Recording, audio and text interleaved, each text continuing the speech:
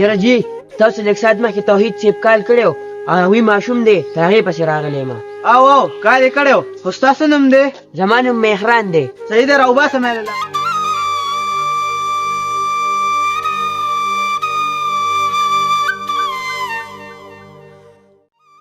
زه بوځ یې خو په احتیاط ځه ها. صحیح ده صحیح ده.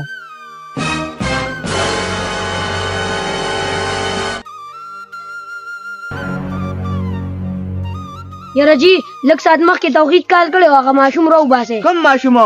او ستا لږ ساعت مخکې مهران بووستو. هیلکه داسې وې مهران خو زما نوم دی هلک ته یې چا سره پرېښودو. ما ته څه پته وه؟ یو کس راغی زما نوم مهران دی نو ما سره ماشوم پرېښودو. ودرېږه چې پلار ته یې کال وکړه چې لږ طبیعت دې ټیک کړي.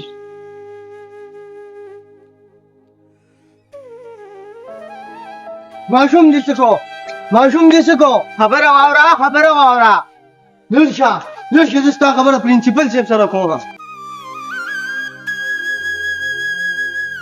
پرنسپل صاحب پرنسپل صاحب یلکه لږ فاصله شه.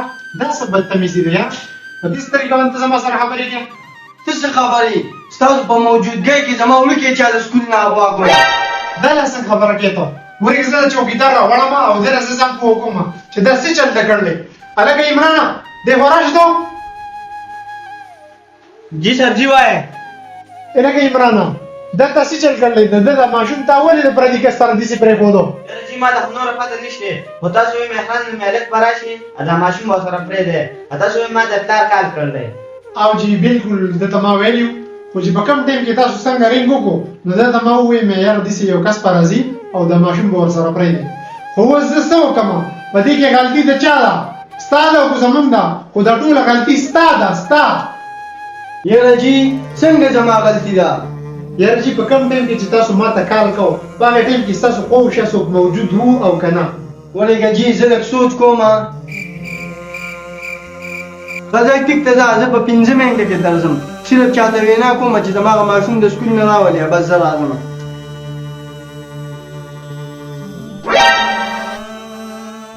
هلکه مهرانه زما څه تالي ده او ورشه زما هغه ماشوم ځان سره د سکول نه راوله.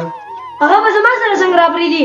نن سبا خو رولز دومره سخت شوي دي چې زه پرنسپل صاحب ته کال کوم چې په 12 بجې به زما کس راځي مهران نومې دی او زما ماشوم به ورسره پرېږدي او تاسو ته زما ماشوم راپرېږدي. په نرسري کلاس کې یو ماشوم دی بابر نومې دی. داسې چل وکړي چې هغه به پرېږدي یو کس پسې روان دی مهران نومې دی. پلار یې ما ته ټلیفون وکړو د مهران سره دا ماشوم پرېږدي. صحیح ده؟ چې کس راشي نو ماشوم به بیا وباسي. ټیک ده؟ صحیح ده جی.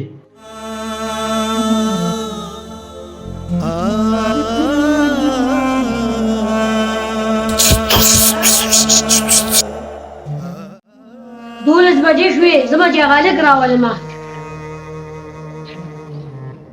ولږه په دې خو ډېر پینچر دی. ودرېږه چې مسؤلیت دی زه وکړم.